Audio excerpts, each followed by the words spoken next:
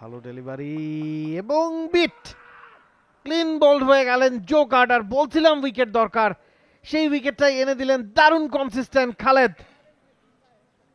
Bat প্যাডের মাঝে যে গ্যাপটা ছিল সেটাই খুঁজে নিয়েছেন খালেদ। ইনসুইং ডেলিভারি করছিলেন, ট্র্যাপ সাজাচ্ছিলেন, বেশ কয়েকটা আউটসুইং ডেলিভারির পর এবার ভেতরে ঢুকিয়েছেন বলটা। কিচ্ছু করার নাই ওই জায়গায়। জো কার্টারের ব্যাট প্যাডে বিশাল ফাঁক ছিল এবং ওভারহেড কন্ডিশনের কথা বলছিলাম যে উইকেটে মুভমেন্ট আছে, সেটাই কাজে লাগালেন খালেদ। প্রথম সাফল্য খালেদের, প্রথম সাফল্য বাংলাদেশের। Absolutely brilliant. সকাল থেকেই এই চ্যানেলটা মেইনটেইন করে তিনি বোলিং করে যাচ্ছেন। ও আউটসাইড এজ অ্যান্ড গন।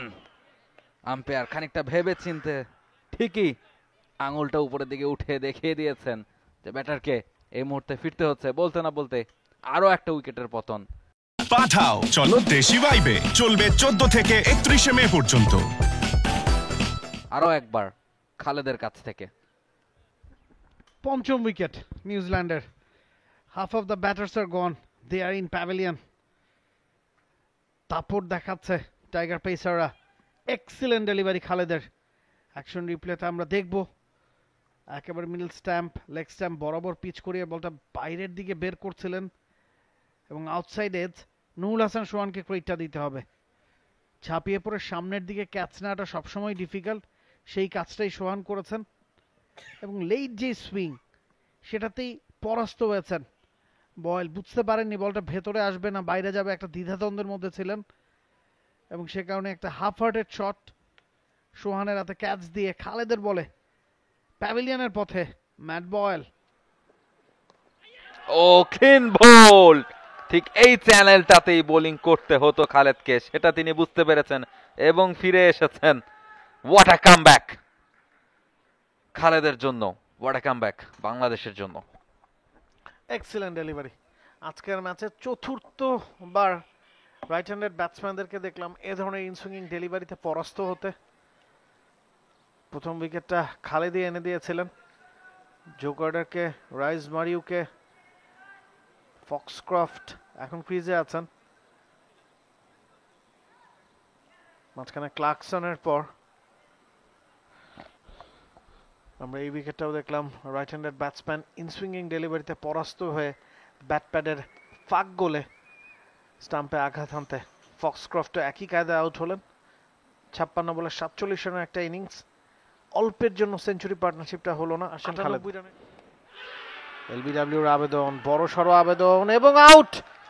বলতে না বলতেই খালেদ জানালেন না, আমরা এগিয়ে থেকেই হোটেলে ফিরতে চাই। চতুর্থ উইকেট খালেদের। আরো একটা ইনসুইং ডেলিভারি, আরো একবার পরাস্ত ব্যাটার, তবে এবার বোল্ড না, এলবিডব্লিউ হয়ে প্যাভিলিয়নে ফিরছেন আদি আশোক।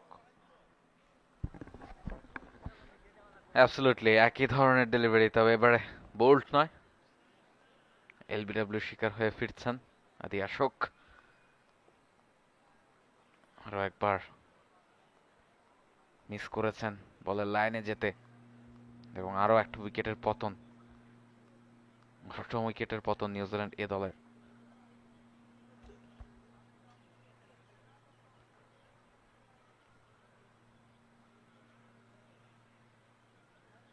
সতেরো বল থেকে 3 রান করে ফিরছেন। ভালো ব্যাটিং করছিলেন, যথাযথ সংকটটা দিচ্ছিলেন মিছেকে, তবে তার ফেরায় নিশ্চয়ই ড্রাইভ করেছেন, আউট হয়ে যাবেন। অবশেষে ওই ফোর্থ স্টাম্প করিডোরে যে চ্যানেল বোলিংটা তিনি করছিলেন সেটাই তাকে ফাইফার এনে দিলেন এই ম্যাচের। পঞ্চম উইকেট খালেদের নামের পাশে, ফাইফার পুনো খালেদের। He is celebrating. Oh Khaled Ahmed, he is beauty. গতকাল সারাদিন যে চ্যানেলটা মেনটেন করে তিনি বোলিং করেছেন, আজকেও একই চ্যানেল মেনটেন করে বোলিং করে যাচ্ছিলেন, চান্স ক্রিয়েট করছিলেন এবং অবশেষে যে কাঙ্ক্ষিত উইকেটটা অনেকক্ষণ ধরে আজকে সকালে খুঁজছিল বাংলাদেশ এ দল, সেটা কিন্তু সেই খালেদই এনে দিলেন। ফাইফার ক্রিস্টিয়ান ক্লার্ক ফিরছেন 51 বল থেকে 28 রান করে। 9ম উইকেটের পতন নিউজিল্যান্ড এ দলের। ও ক্লোজ কল, আম্পায়ার আঙুল তুলে দেবেন হয়তো এবং দিয়েছেন। Khaled Ahmed strikes again. মিথছে দ্য ডেঞ্জার ম্যান শেষ উইকেটটা তাকেই ফিরিয়ে নিউজিল্যান্ডকে অল আউট করলেন 256 রানে এবং খালেদের ষষ্ঠ wicket. He is the man, he is the key for Bangladesh এ। এক্সেলেন্ট ডেলিভারি, ইন সুইং, ভেতরে ঢুকিয়েছেন বলটা, লেগ সাইডে খানিকটা অ্যাক্রস দ্য লাইন খেলতে চেয়েছিলেন, মিস করে গেছেন। ইউ মিস আই হিট স্ট্র্যাটেজিতে সফল খালেদ। 256 রানে গুটিয়ে গেল নিউজিল্যান্ড এ। বাংলাদেশ দল। For more updates, subscribe to our YouTube channel and click on the bell icon. Follow us on Facebook and Instagram. Download T-Sports app to enjoy exciting games and highlights. Visit tsports.com.